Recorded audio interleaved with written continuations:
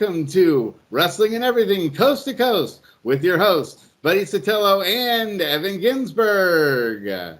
Hey everybody, this is Evan over here in New York City. Buddy's all the way out there in California, and we have joining us from New York, referee Alfonz Stevens, noted referee. And I know Alfonz a long time, and he's been on many of my other shows. And welcome, Alfonz. Let's start with, how are you feeling? You recently got through quite a siege with COVID-19. Tell us a little about that.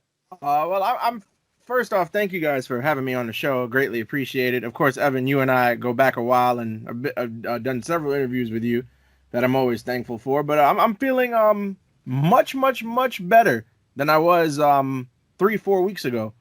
That COVID-19 is a real nightmare.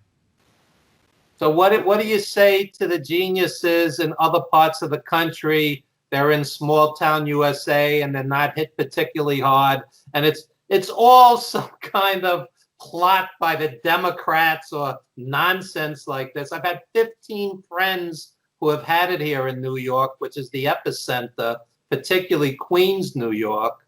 And you were in rough shape for a while. Tell us about it. Yeah, I was in bad shape for almost over a month. And to those who think it's a hoax, it's not a hoax.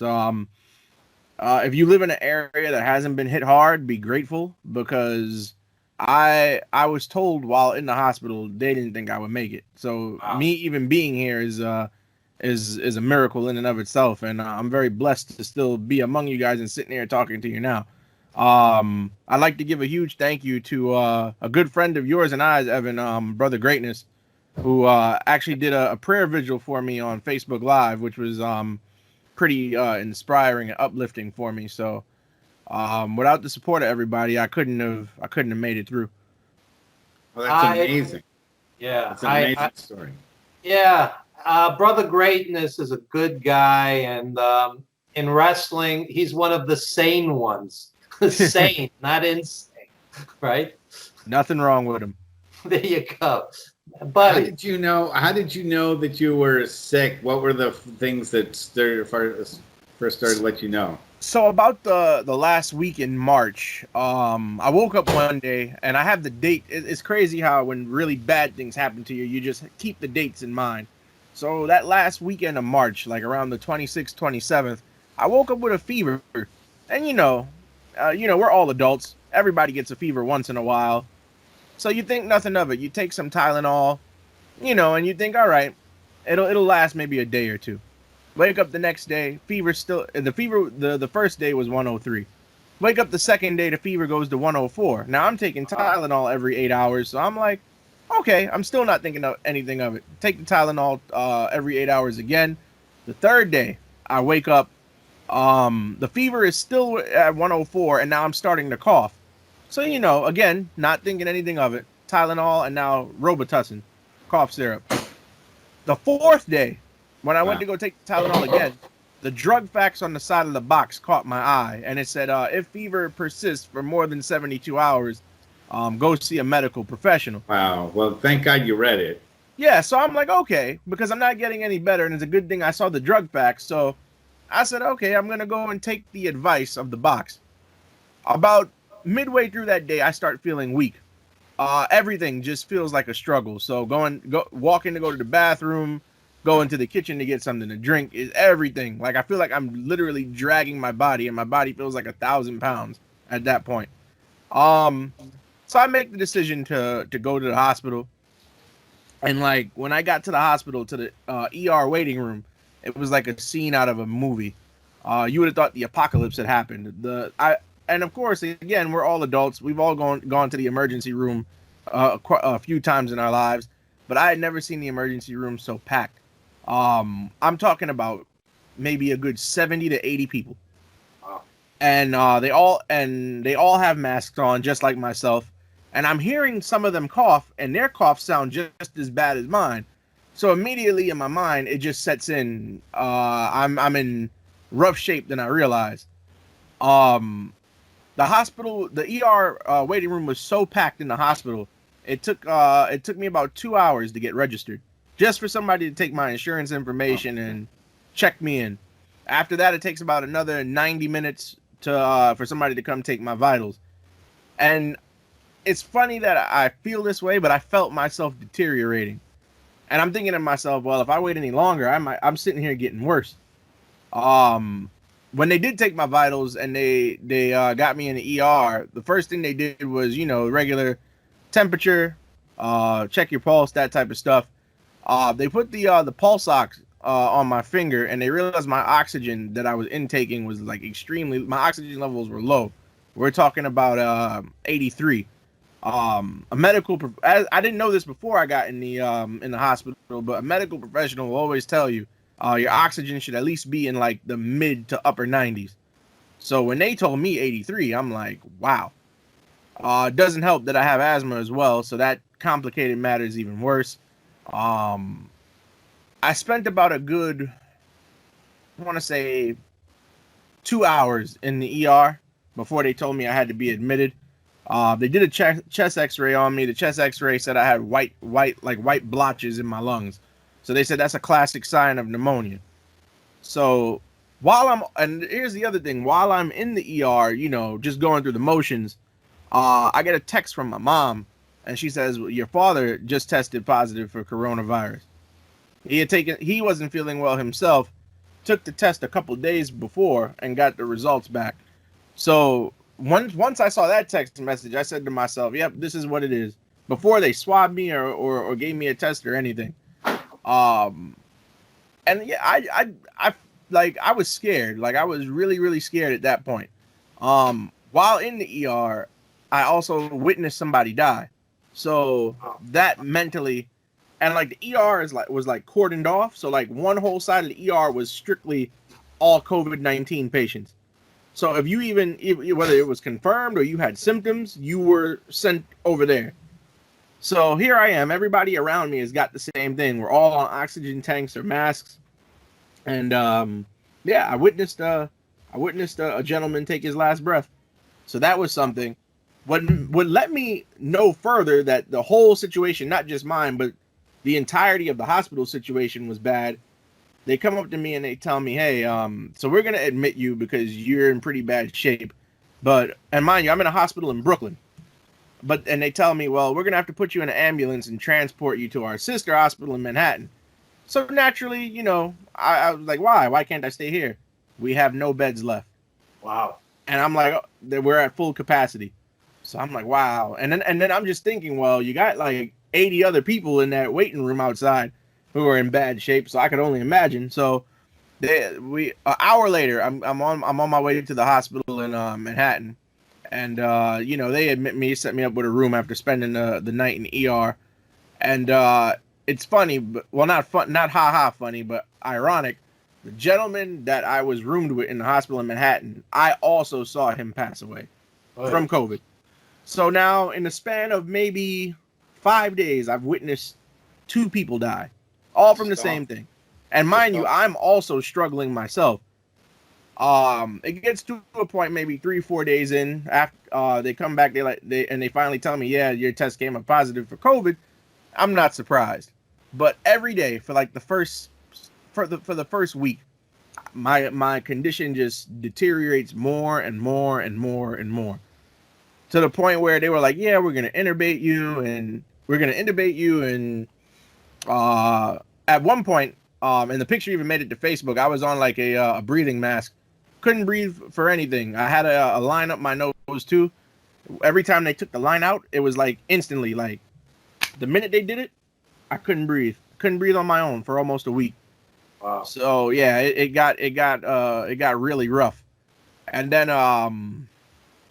the doctor came in one day, and I think this was like the 6th or 7th day. And he comes and he tells me, he's like, hey, I just want to give you a update on your condition. Now, I'm not a medical professional, never been in the medical field in my life. He's talking to me in terms that I don't quite understand. So I asked him, I said, Doc, I'm going to ask you a real question. Mind you, I'm coughing in between words because that's how bad it was. Every 2 words would bring up a coughing storm. And I asked him, I said, point blank, am I getting better? And he's like, no, you're getting worse. And then I said, will I ever like have a chance to go home? And he's like, well, the chance is looking like you may not go home. Oh, And to be told that by a doctor is like really, really, really like scary. So that was the same day I made the Facebook message and just asked everybody for prayers and support. And I guess it's the power of prayer, because after I did that and so many people reached out to me and commented and inboxed me and text me, and then Brother Greatness did that that live prayer for me, about 2 or 3 days later, everything just started turning around. And now, mind you, I'm still sick really bad, but my condition is improving. And the nurses and the doctor were like both confused, because here I am 72 hours prior. They're pretty much preparing to count me out, no pun intended. And then all of a sudden I'm still getting better. About 5 days after that, so this is like day 11, because I spent 12 days in the hospital. They're like, yeah, you probably going to go home tomorrow. The only issue I had with that was that I myself did not feel as if I should have been going home. But their explanation was, well, you're well enough to not need to be in the hospital. Now, mind you, I still can't take more than 3 steps without feeling like I ran a marathon. Still coughing. You sound better. I mean, you're not coughing, thankfully. I'm glad that you've got the energy to do the interview. And please thank you. And please let us know, by the way, if you are feeling at all tired or that. Oh no, I'm fine. Like it's next week will actually make exactly 2 months since the day I got discharged, and I would say within the last month I feel great. But that first 2 weeks being at home was rough too. Having to just talk to your family through a door, because nobody else wants to get sick. Not being Who do you live with right now? Mom, dad, and a younger sister. So and how's your dad doing with the? He's better as well. Both of us are like pretty much okay now. Was he in the hospital? Was he in the ER? He was in the hospital. He was actually admitted. His case wasn't as severe as mine, so he got to come home in a shorter period of time. But yeah, being confined and trapped in a room, it's just you and the 4 walls and the television and the computer, and it gets rough after a while. Especially because, again, you gotta, like, what would happen was my mom would, like, make food or bring me stuff. She would leave it at the door, and like similar to like how the pizza man delivers pizza nowadays, contactless. Right. Wow. Just leave it at the door. She would go downstairs, text me, hey, your food is at the door. I would open the door, take the food, close the door back, and have at it. But it's like minimum security prison. You can say that to a level. Only thing is that I have freedom to do whatever I want, when I want, in the confines of the space. But you didn't have the strength to do any of it. Oh no. See, what the thing is, the thing with COVID-19, from what I was told in the hospital, if you just lay down all day, every day, you give it the power to overtake you. It's something where you got to sit up, you got to like walk around a little bit. But being dormant is like the worst thing you can possibly do. Wow.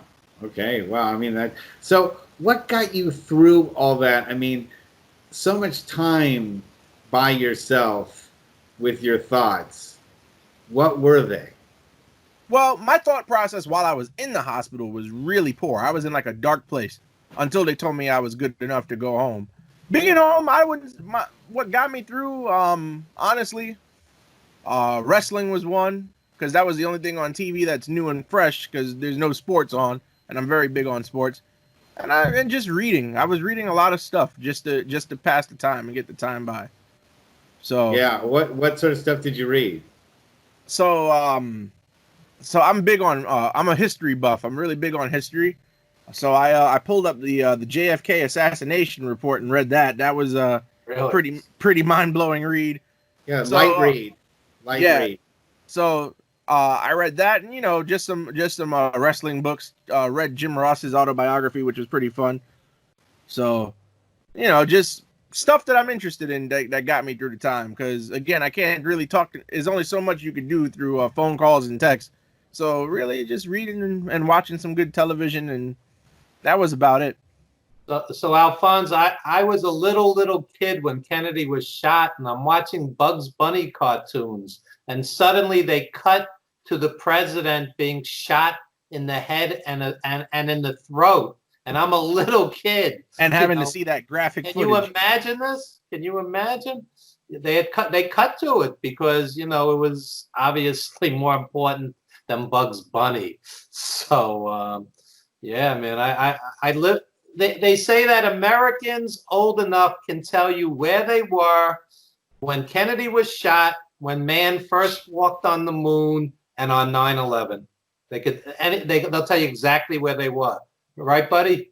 You're younger than me, buddy. Yeah, except now there's 9/11 and now there'll be, I think, the moment when you were told that you were locked down, for Corona, everyone will remember that moment as well. The irony of this is assuming in 6 to 12 months or whatever the case may be that they develop a vaccine, this will be like a blip in history. This will be like 1 year out of a century, but we're all living through it. That's the difference.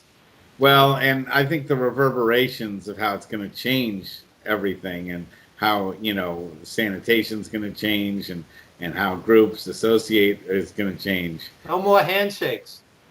We're lucky to see sport. I mean, you say you're the big sports fan. I'm wearing my Niners stuff. We've seen that the NBA. I mean, there's still talk about trying to bring in an NBA season.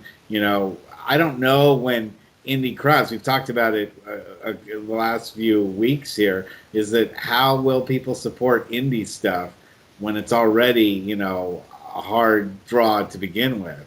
Well, here's the funny thing you mentioned about the sports, because that also affects me too. I'm a Mets season ticket holder, and I haven't been able to go to a game greatest sympathy this year. Yeah, it's Mets were doing better last year. They actually did well last year, better than recent years. But even the sports leagues, if you've got tickets to anything, they're it's funny because the games they claim the games have been postponed and not outright canceled, so they're not refunding anybody. But just last week they sent me an email and they were like, "Hey, we're not going to give you a refund, but we'll credit you for every game that you were supposed to go to and put it towards next season, because the plan is even if they do come back this year, they're going to play with no fans." So, I mean, at least you don't lose out on the money. I got a whole next year to look forward to. Will you watch fanless baseball? I would, only because I truly love the sport. So I'll watch fanless baseball. I mean, I've been watching fanless wrestling for the last month and some change. So, and what's your thoughts? It's weird, for lack of a better term. That way. It's weird. It's not something I don't think I could get used to in the long term. I feel like as far as this empty arena era of wrestling goes, I mean, they do get creative, don't get me wrong, because they've had a match on a football field, they've had a match in a corporate office building, they've had a match in a graveyard. So, I mean, it's a new era. There's a new way to do matches, because they've never done cinematic matches before this. Like I was saying to a friend of mine when I watched that Money in the Bank match, I said, I don't feel like I'm watching wrestling. I feel like I'm watching a scene out of a fight scene out of a movie. Yeah. Well, it's not that different than what they do when they do a backstage brawl or, a falls count anywhere match. And then those falls count anywhere. They get into, the back lot, and they're, on jumping True. on top of. The only thing with like, for example, that Money in the Bank match, and I make a good point of this. Reason why I say I feel like it's a movie more than anything on a wrestling show. There's no commentary. They have this dramatic music in the background, and every time there's a monumental event that turns the tide of what's going on, the music just elevates and goes up and down with it. And I'm just saying, hey, this is a really great production. If this was a movie, this would have been like my favorite scene in the movie. Like, well, again, yeah. I mean, a lot of times wrestling, if you really encapsulate it, is the movie fight scene just, extended out to in the form of a sport, and that kind of brings me to my concept of like kayfabe. And when you see like a guy like Dr. D. David Schultz, in both in real life and in the ring, there was always something that really was him. I think there was an interesting point when they say that, you know, Dr. D. David Schultz was David Schultz, but on level 20. Turned all the way up. Turned all the way up. And I mean, that's something that I think you guys see, at least in the wrestlers that really work perfectly and have something that really is special. They're able to take something of their personalities and make it times 20. Well, I agree with you. And there's a couple of guys on the indies that you'll see in the Elks Lodge that are like that once you get to know them. Like, for example, again, going back to Brother Greatness, if you get to know him personally, he's like a devout Christian. The guy goes to church every Sunday, very religious guy. But then his character, he comes out of the curtain screaming hallelujah, and comes out in a preacher's robe and all that good stuff, and wearing a cross, and that's him times 100. So, but it is who he truly is, just turned up for show business. So I get what you mean there. As far as Dr. D goes, I feel really bad for the guy.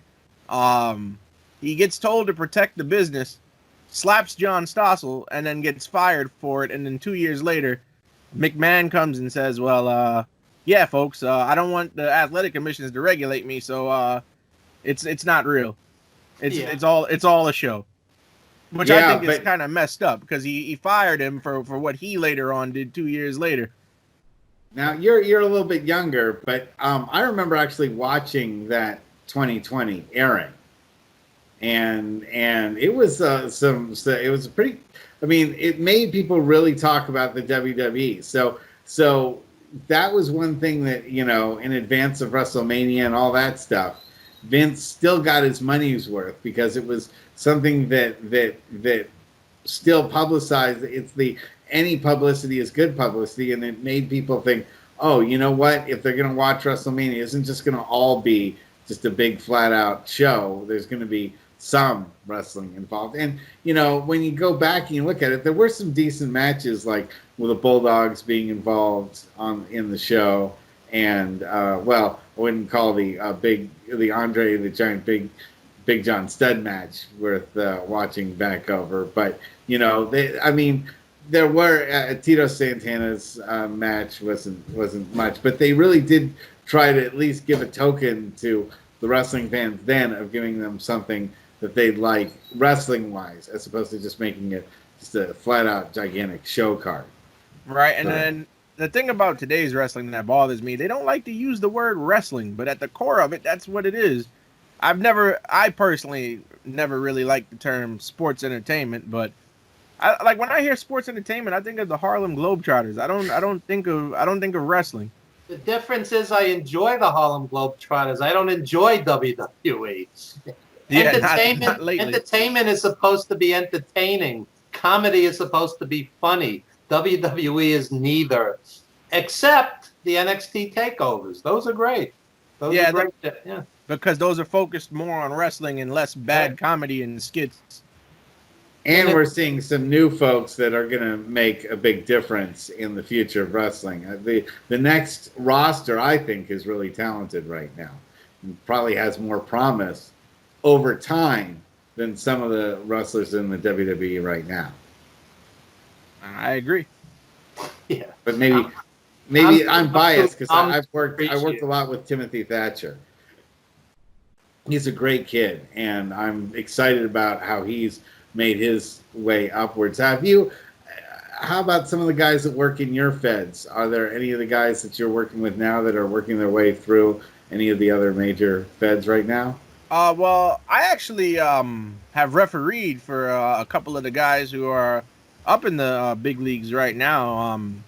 I worked previously with Santana and Ortiz back when they were LAX. Now they're Proud and Powerful. Those guys are great. Yeah, they're great. I worked with MJF. He had a match at La Boom once that I refereed. Yeah, so a couple of guys. I've refereed for Homicide several times, which is always a blast. So always a pleasure work. And Bull James, I refereed his most recent match in the Elks Lodge.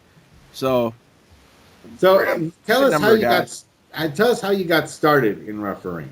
So I always wanted to be in the wrestling business growing up. I didn't want to wrestle, however, because I was a football and baseball player in high school. So my body at that point in time is like pretty beat up, just from injuries from playing sports. But my friends always told me I could be kind of a jerk when I talk about things I don't like. So I wanted to be a manager. So I went to the FTW wrestling school, which is not around anymore, but this was 2016. So 4 years ago, I go in there, and Grim Reaper is the trainer. Okay, So great. yeah, one of the all, and I had been to a couple indie shows and seen Reefer, so I'm like, if there's anybody I can learn from, this is like one of the guys to learn from. So I go in there and I tell him I want to sign up, and he looks me in the eyes and he's like, "So what are you here to do?" And I was like, "Can you train me to be a manager?" So, and for those of you who never met Grim Reaper, if you don't know him, when you first speak to him, he could be an intimidating kind of guy. So he looks me up and down and he's like, "No, kid, we're not going to make you a manager." And I'm like, "Well, why not? I figure, I'm paying you.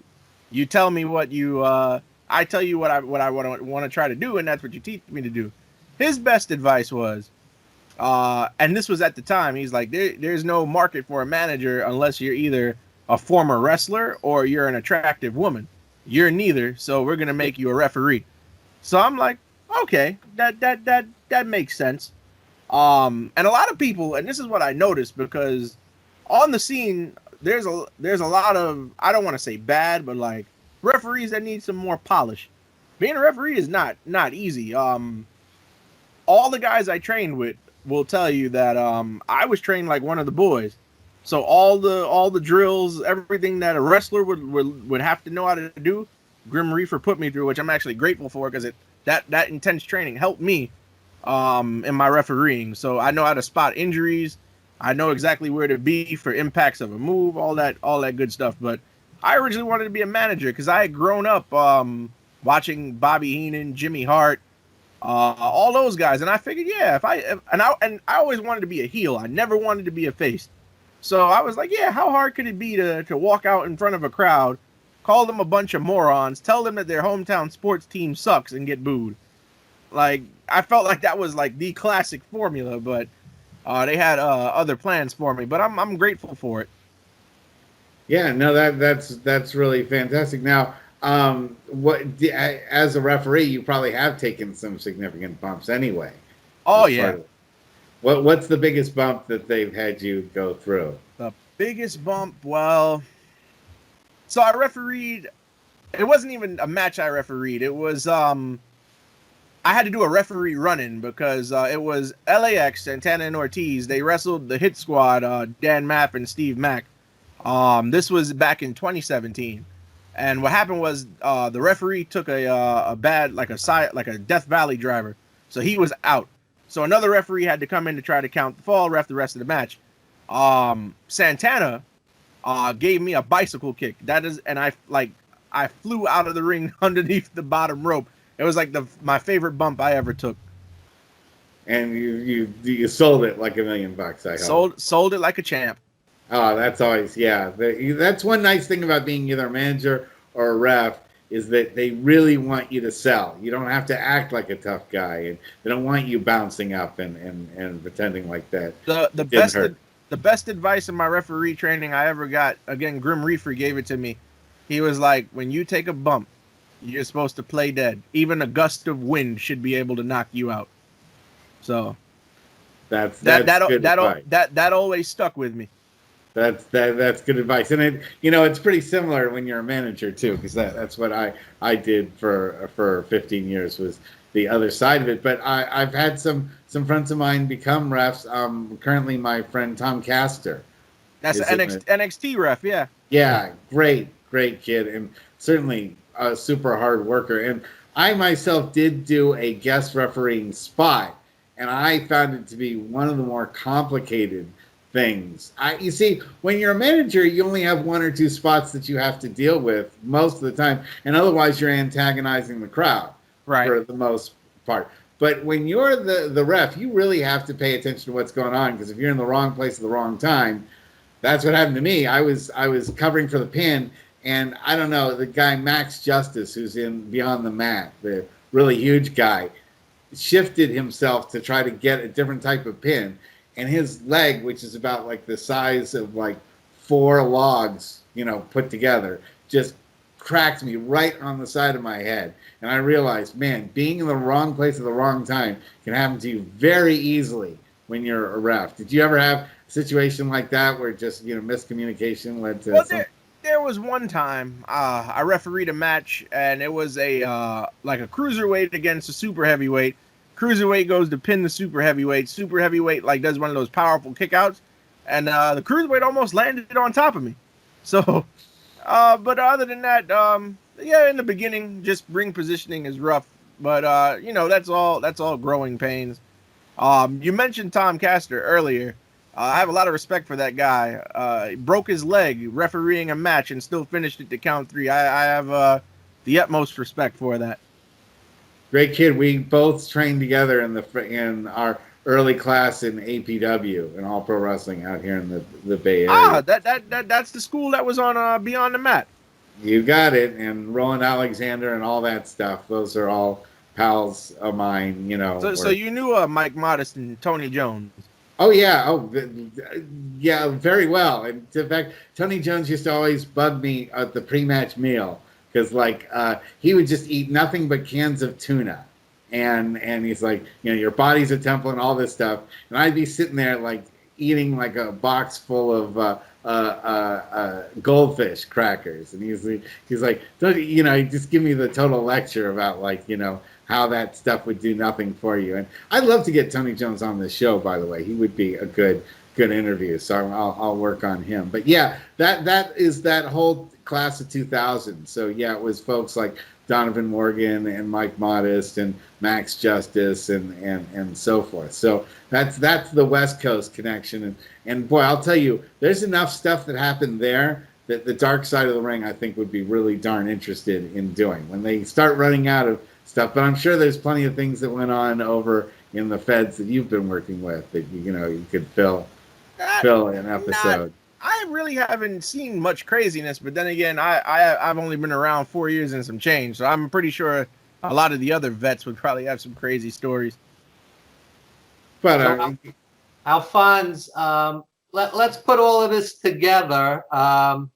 You recently recovered from are recovering from a very serious illness, and we're talking wrestling, but very soon when this quarantine winds down, they're going to bring back wrestling in some capacity. Titan Championship Wrestling's already June 20th.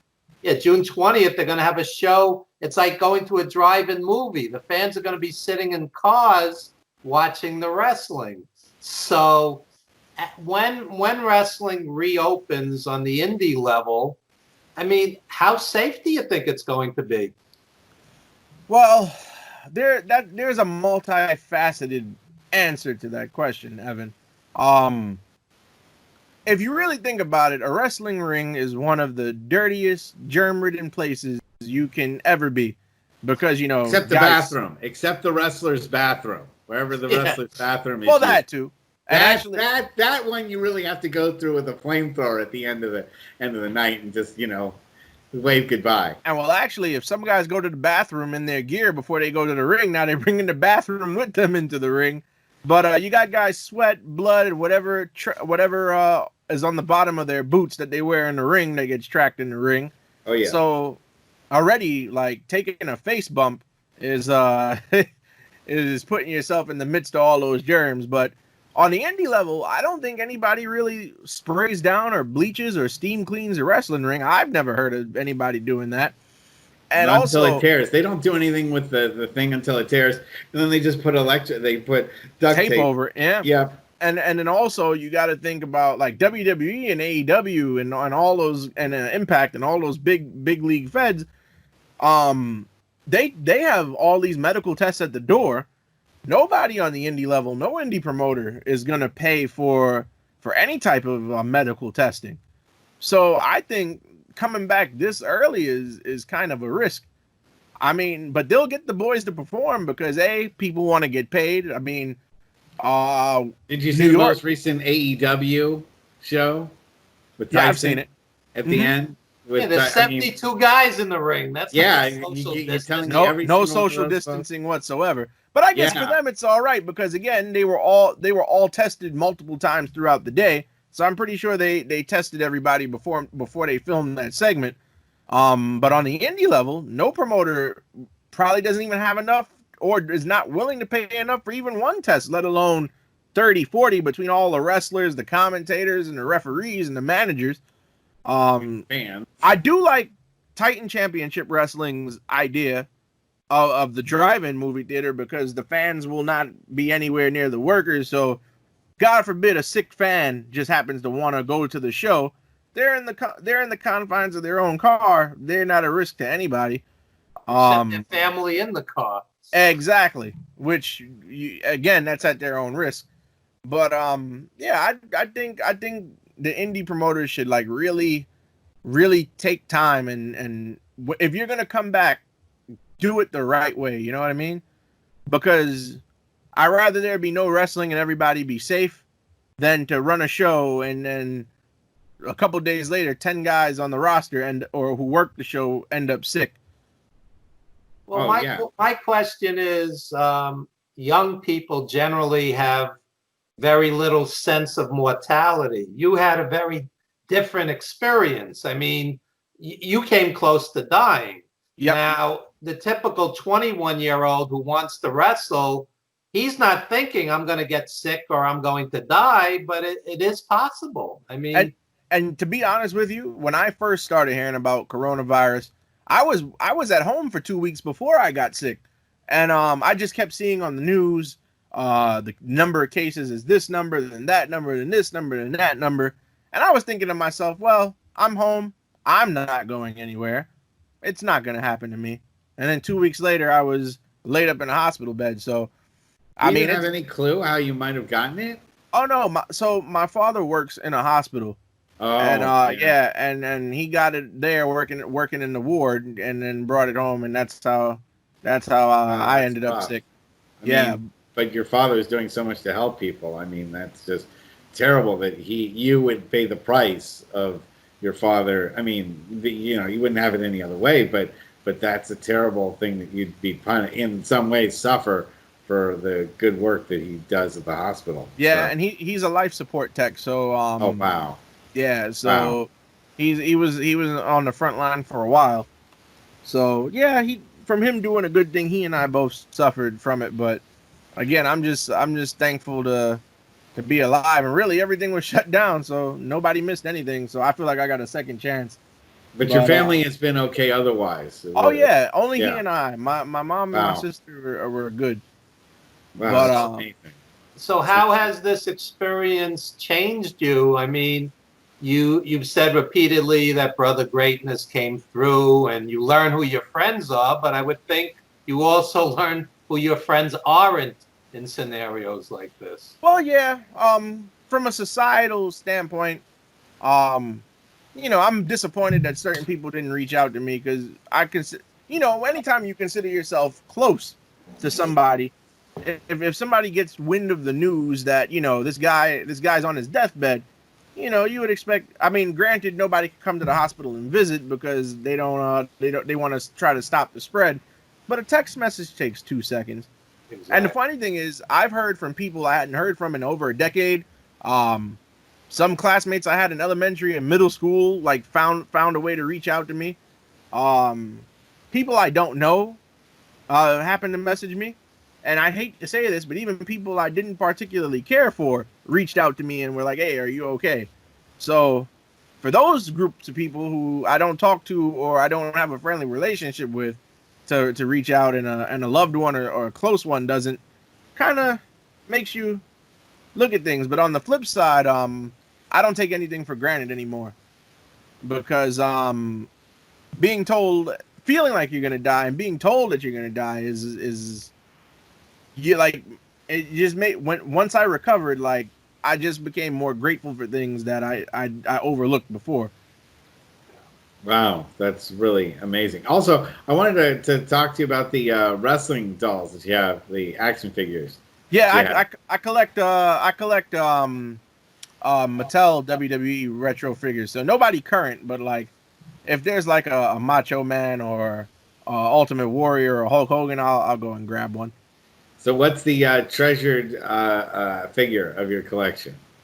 It would have to be a Tully Blanchard action figure. That's if you go on eBay and look for that particular figure, Tully Blanchard WWE Legends. I think one still sealed in the box goes for like $400. Oh my gosh! Wow. Yeah. And I luckily I was able to get one and at a regular price when it was out because I was going this was maybe about 2010. I was going to meet the Four Horsemen at a convention and I wanted to get it signed, so I never opened it. Did you get it signed? Oh yeah, I got his. Oh, it's probably worth more than $400. Oh yeah, and wow. It's just the sad part of these conventions is that when you get these guys autographs and then they pass away, and then you look at their autograph memorabilia, they skyrocket into disgusting prices. I'll tell you the best convention story ever. We were making The Wrestler. So I take Aronofsky, the executive producer, the screenwriter, to this convention. And it was the Iron Sheik, Nikolai, Moolah, Mae Young, Lou, Nikolai, the usual crew back then. This was like 2007. So there's nobody there. There's nobody there. It was depressing. Iron Sheik's head is down on the table sleeping. That's how bad it was. Okay. So Aronofsky's like, what's going on? I said, it's not as glamorous as you think it would be, and that scene was not in the original screenplay. So they wrote it into the final movie, and it was from that experience that we had. And if you see that scene, and I actually act in that scene in the movie, I was the associate producer, but they just kind of like got this brainstorm and threw me in. They have Johnny Valiant's head down on the table, recreating what they saw Iron Sheik do. And that scene is pretty grim in the movie, and it was not far-fetched. It's exactly what we experienced. I think I know what scene you're referencing. That's where you go up to Randy the Ram and tell him your name's Evan, and he makes the autograph. Yeah. Yeah. So these conventions, I've gone in as an agent and brought tons of guys, and what you find is whether it's a wrestler, a former rock star, a former child star, a former porn star, whatever it is, they're all there for the same reason. They need the money. So, they're hawking their autograph. They need the money. It's not glamorous. I mean, after you do hundreds of these, like I've done over the years, you have like a love-hate relationship with the whole thing. The people you see on the way up are the same people you see on the way down. Yep. Every once in a while you'll get, some big star who just feels like meeting his fans, like a Stallone will do it and they'll get $400 an autograph or whatever. He's not washed up, but generally, these guys need the money. Yeah. Yeah. So can you tell me what you feel like your future is going to be? When do you think you'll be healthy enough to be able to get back into roughing again? Well, I haven't gone for a follow-up since, but I am scheduled to see a pulmonologist within the next 2 weeks, just to see how my lungs are doing, because there's an article that's been making the rounds saying that people who recover from COVID-19, even though they're recovered, they've lost lung capacity through the ordeal. Like your lungs get that exhausted to the point that they never the same. So hopefully I'm hoping for some good news and that I could continue to referee. But I'm not even thinking about the possibility that I can't. But I'm just hoping for the best. If it turns out that you couldn't referee, would there be another way that you'd want to be involved in wrestling, or? Oh yeah. Well, I've done some ring announcing in the past, so I would definitely love to go back to that, or even some commentary. I don't think I could just get up one day and just say, yeah, I'm gonna ride off into the sunset at 29 years old. I would want to still be a part of the business somehow. And why is that? I love it. and I grew up and I grew up a fan, and I feel like the people who do the best in the business, or the people who do it right, I should say, because not everybody makes it big, but the people who do the business right are those who grew up as fans, who grew up loving it. So, but when you say you grew up as a fan, what influenced you in those early years to become a fan? What about wrestling made you love it so much? So here's the thing. I was like really, really young when I first started watching wrestling, maybe like 3-4 years old. My grandmother would babysit me, and she had a VCR. So now here we go, going back in time, but she had a VCR, and we would sit there, and at first she does like the senior citizens shtick. She watches her game shows, then watches the news, and then in the afternoon she would always put a VHS tape of wrestling in the VCR and put it on the TV. So every day while my parents were at work, I'm a little kid sitting down with my grandmother, and we're just watching wrestling all afternoon until my parents come and get me. So, and I don't know, it always just stuck me. And obviously at the time, because she was a much older fan, so I was watching a lot of the stuff she had recorded on out of the 80s, late 70s and the 80s. So that's the stuff I grew up on in my introduction to wrestling. Anyone in particular that really stands out? Any of the my grandmother was a huge Bruno fan. She was a huge Pedro Morales fan. Yeah, me too. And for some reason, and I guess because he wore a mask, and my grandmother always just didn't like masked wrestlers, because she would always say, "I don't know who they are." But every time she would see Mil Mascaras pop up on a WWF taping, she always wanted him to get beat up. So really, yeah, she would always want him to get unmasked for some reason. Her key line was, "Take his mask off so we can see who he is." And I would always tell her, but even if they took his mask off, we don't know him. Speaking of masks, what do you think of them politicizing masks during this era, where you're a Democrat if you wear the mask, you're a Republican if you don't, you're fighting for your freedom if you don't? I think it's all nonsense. I think wear a mask for safety. I'm in the same mindset as you. I feel like if you go outside and you don't wear a mask, you're not only putting yourself at risk, you're harming others, because there are people walking around who are asymptomatic. They have it and don't know. So now you don't wear a mask, you come into contact with a few people, or even like you cough in your hand or sneeze in your hand, and then you touch a doorknob when you walk in the drugstore. Now somebody goes behind you and touches that unknowingly. Now you just got somebody sick. So I get upset when I'm on social media and I see pictures or videos of people walking around, jogging, riding bikes, and have no masks on. And I guess as somebody who had it, lived through it, and survived it, I take it more personally than the average person. When are you going to feel safe again? I mean, there's declarations and openings and all that stuff, but more importantly, when will you feel safe? Having gone through all that. That's a good question, because in New York here, we're scheduled to open. New York City is scheduled to open next Monday, June 8th. And when I heard that, I'm thinking to myself, well, this is too soon, because they don't even have a known treatment for this thing yet.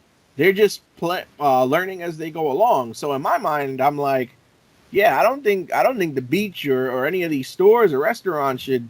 I mean, I understand that the economy has to recover, but you want to sacrifice human lives for people to make for the city and the state to make a couple of bucks? But to answer your question, I don't know. Like I'm hesitant to go outside where there are large gatherings of people. So like, what sign would you look for to give you the feeling like it's okay again? Like, I've been watching the news constantly, and when our mayor Bill de Blasio gives his briefings, I always look for the number of confirmed cases and the number of deaths. If that starts to go down gradually every day, and if it gradually decreases on a daily basis, then I would be comfortable with going out into the world. But I'm also not trying to catch this thing a second time, because I may not be so lucky again. Yeah, exactly. So speaking of that, I mean, there's been theories that if you have it, you may not get it again. And then there's other doctors that say that hasn't been proven. What do you know about that? Well, I was told the day I got discharged from the hospital that they said it's similar to like chicken pox, is what they told me. you build up antibodies and you never get it again. But then on the news, you hear about people testing positive a second time. So it's like, and then also, I also realized that, again, this is something that nobody really knows much of anything about. I found out not too long ago, maybe about 2 weeks ago, the medication that I was given while I was in the hospital is usually given to people who come down with malaria because there's no known drug to treat this thing. So, there's no vaccine, there's no known medication available that will nip this thing in the butt. So, it's rough, and a lot of people out there have the underlying conditions. There's like 1 million underlying conditions that'll make COVID-19 worse. Me being an asthmatic is why I would be afraid to get it again. The feeling of suffocating is a terrible feeling, especially when you're just laying in a bed, nobody's around you, you don't have like a bag or a pillow over your face, and for some reason you just can't breathe. Yeah. So that's not a pleasant feeling I would want to experience again. And then also, people are not practicing social distancing at all. I went to the drugstore the other day, and people are right up on top of each other. Some people go out, like we just said, some people go outside and don't wear masks, and I don't want to leave my life in the hands of reckless people, or people who don't care. So it's crazy because a lot of people tell me, hey man, I feel like I'm crazy being forced to stay home every day.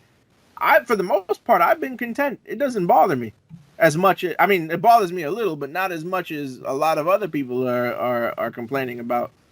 The suicide rates have doubled in Queens. The spousal abuse has gone up 10%, etc., so on. In China and Korea, the divorce rates have gone up. I mean, when you're stuck in a small apartment with people, it's not easy. I mean, parts of America, people have houses and backyards. I know people in 300 square foot studio apartments, and it feels like a tiny cell. So, people handle this differently. But when you start hearing about suicide rates doubling, including a close friend of mine 2 weeks ago, it's rough. It's rough, yeah. I mean, there is a mental wear and tear when you're forced to stay in a confined space. If you do live with people, you see those people all day, every day, and sometimes you want to take a break from people and get away, and you can't do that. So I could understand how some people would just, just suffer from it mentally. I wanted to ask you, we're getting close to an hour here, but I wanted to give you maybe one more final deep thought question, and that is, how do you feel your involvement in wrestling and being a referee and all the things you did helped get you through this COVID crisis that you went through? Definitely the connections I've made in the business. At one point when I started, when I started recovering, I even said this to the nurse, I remember, because the nurse came to me and said, well, I'm glad you're getting better, but we don't quite understand how. And I remember remarking to the nurse, and her eyebrow raised. I told her, I said, listen, I've got too many people supporting me, and I've got too many people behind me. If I give in and I don't survive, I feel I would have let a whole large community down. I have too many people behind me to not win. So I feel like everybody I've crossed paths with, or everybody who's seen me in the ring, all their love and support was enough to push me through. I feel like if I didn't have that, I wouldn't be sitting here talking to you now. This might make for a good documentary, your experience. Hey, if somebody wants to make a documentary on it, I'm open to it, because my thing, I've said this on Facebook quite a few times. If anybody has symptoms or thinks that they might have it and they want to, compare experiences, shoot me a message. I've had people ask me, hey, I'm not feeling too well. What were your symptoms? Because I think I might have this thing. So I'm always open to discussing it because it could help somebody. And if people wanted to get in touch with you, how would they get in touch with you? They can get me on Facebook. I go by my real government name, Alfred Parsar Jr. on Facebook, and then on Twitter it's ref_Al_Stevens with a V, not a PH. Great. And then let's also, before we wrap things up, I want to know a little bit about your lyrical graffiti, like part of what you do. You also cut some albums, or you're? Well, no. I have a podcast on it's on Apple Music and Spotify. It talks about hip hop and the genre of music and the culture behind it. New episodes drop every Sunday at midnight, so they come out pretty early. The name of the podcast is Rap Lab. It was Lyrical Graffiti, but we changed it, so just to make it shorter and less of a tongue twister. Who are some of the artists that have influenced you? As far as hip hop, definitely Tupac Shakur, Nas, Jay-Z, Snoop Dogg, LL Cool J, among others. Even though my second favorite, Tupac will always be my favorite musical artist of all time, but my second favorite is not even in the rap genre, and people get surprised when I tell them this, but I can listen to Frank Sinatra all day. Really? Yeah, I've got quite a few Frank Sinatra albums. I could listen to Tribe Called Quest, De La Soul, Public Enemy. See, New York's a multicultural place, so. Oh yeah. Public Enemy comes out with a live band. They're serious. So for every idiot that goes, rap is not music, go see Public Enemy with a live band. There's just as much instrumentation in hip hop and rap than there is in any other genre. Hip hop actually samples all these other different genres of music and mash them together, so you'll hear saxophone, trumpets, synthesizers, and all that good stuff. I would say the DNA of hip hop is James Brown, George Clinton, Roger Troutman. Who am I missing? No, you Herbie Hancock, maybe. Not quite as much. James Brown's funky drummer is on thousands of hip hop. Thousands of tracks. Thousands. But Wow. Yeah, I get annoyed when I go on these nostalgia pages, and people like rap isn't music, disco isn't music. Like, you don't know what you're talking about. They're all cousins to R&B. Absolutely. Well, that's wonderful. We've really enjoyed having you as a guest. I mean, your story is totally inspiring to me, and I think anyone that either knows anyone who's been suffering from COVID-19, and we really wish you a recovery, a full recovery from all of this. And you've been a great guest. We'd love to have you on our show in the future. Do you have anything else you'd like to say to the audience? Oh yeah. In closing, I just want everybody to just do the smart thing. So even though I know places are opening back up, but it's not completely safe yet, and the spread will never stop if we don't do our best to contain it. So as hard as it is, try to stay 6 feet from people, wear your mask when you go outside, and if it's not essential, then keep in close quarters, as tough as it may be, because it may be tough now, but tough times don't last forever. I'm gonna end with the profound statement. I'm glad you didn't die, Alfonz. Thank you. Thank you. I'm glad I didn't die either. And stay alive so that we can have you as a future guest. Yeah, so definitely. I'm gonna do my best on that. But thank you. Wonderful. When they intubated you, I was worried, man. I was worried. Seriously. I thought I was done for at that point, but like I said, man, Evan, I'm grateful to have made it out. And so are we that you could be our guest today. Thank you so much. And we'll see everyone next week. Thanks so much. All right, guys, take care. Okay.